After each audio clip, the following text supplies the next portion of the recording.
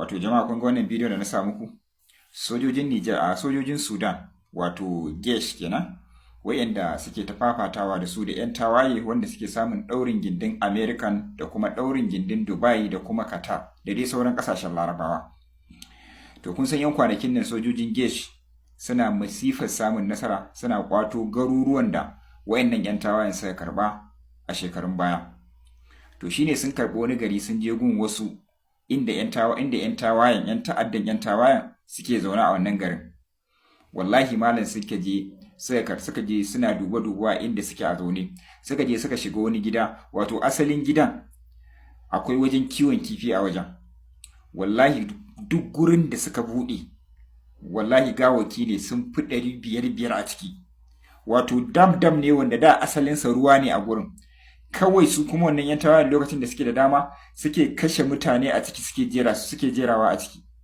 Kashe mutane suke yi, kawai sai zo su jefa a cikin wannan gun, su jefa a cikin wannan gun, su jefa a cikin wannan gurin. Wato dam a cikin wannan gidan ina tunanin zai kai kusan 20 ko kuma 30 a cikin wannan gidan. Amma wallahi kowane dam an makara shi da ɗan adam musulmi 'yan uwanka yana la ilaha illallah, kana la ilaha illallah, haka zaka kashe shi, ka harbe shi, ka zo ka sashi a ciki. Ba rami ba binne suka yi ba komai ba, haka mutane suka riɓe suka zagonye. Allah in kaga bidiyon nan sai kayi kuka. Allah in kaga bidiyon nan sai kayi kuka. Wannan fa nasara ce suka samu bayan sun kore suka zo suna duba irin wannan dam din nan, shine suka hango kowane dam dan adam ne a ciki, gashi nan a kwanci ya bushe ya kandare ya riɓe. Dan adam ne a ciki. Wa'yanda suka dinga kashewa suna zuwa suna tarawa a ciki, suna zuwa suna tarawa a ciki. Inna lillahi wa inna ilaihi rajiun. Wai duniyar nan ina za ta je da mu ne? Ya jama'a suke so su zama ne? A ce rai ya zama ba komai ba, rai dan adam bai zama komai ba. Wai yau cikin ikon Allah ya ba mutanen nan nasara, duk da irin zaluncin da wannan 'yan tawayen suke. Yau Allah ya ba su nasara, suna fatattakan 'yan tawayen nan. Wai har kasar American ce za ta fito ta ce wai idan ba su dakata ba, wai za ta ɗaura musu takunkumi, wai za ta ɗaura sojojin Sudan takunkumi. Yanzu irin wannan rayukan da wa'annan 'yan tawayen suka yi, wannan wanda duniya ka ta sani ba. Dan ba zan taɓa manta ba, zuwa 2022 ne ko 2023 ne, wallahi nan ma an je an sami irin kwantina shi ma a cikin makire da mutane irin wannan. Sun zagonye sun mutu, ba kama isa ka je kusa da gurin ba.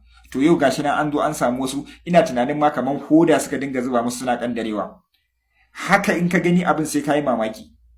Wai kuma mutum yayi tunanin cewa jihadi yake, ko kuma yayi tunanin cewa idan ya mutu zai shiga aljanna. Kwata mutane sun manta da cewa akwai lahira. Sun manta da cewa akwai hisabi. An zo an tirsasa ka. American da sauran munafikan kasashen Laraba sun ɗaure muku gindi, kun zo kun yi ta yaƙar kanku, kuna ta kashe gidanku, ƙannanku, ƴaƴanku, ƙasarku. Su kuma suna ta kwashe dukiyoyinku, suna ƙaro muku makamai. Mutum ba zai taɓa yin tunani, bari taɓa yin hankali, bari mu haɗa kai mu ceto ƙasarmu. Amma babu. Yau kuma wa'annan mutanen kun zo kun yaudare su, sun bosa hanyoyin da suka samu makaman da yafi wanda kuke ba 'yan ta'addan suna kashe mutane a Sudan, wanda duk tsawon shekara da shekaru ba ku taɓa hana su ba. Ba ku taɓa hana su ba, an kashe, an yi faɗi, an tayar da garuruwa. Yau Allah ya ba su dama, suna tono muku asiri, shine har kuna cewa idan ba su dakata ba za ku haɗu ku yaƙe su ko kuma ku ɗora musu takunkumi. To Ubangiji Allah ya ba Sudan zaman lafiya. Allah ya zaunar da ƙasar Sudan lafiya. Wannan rikice-rikicen na mulki da yake damun su na kowane bangare, Ubangiji Allah ya sa idan masu shirwa ne Allah shirye su, su zo su haɗu su ceto ƙasar su. In ko ba mai shirwa bane, Allah ya ɗaura su, Allah ya kawo ƙarshen su, Allah ya ba Gesh nasara, Allah ya ba sojojin Sudan nasara, Allah ya ba Burhan nasara akan wa'annan azzaliman. Inna lillahi wa inna ilaihi raji'un.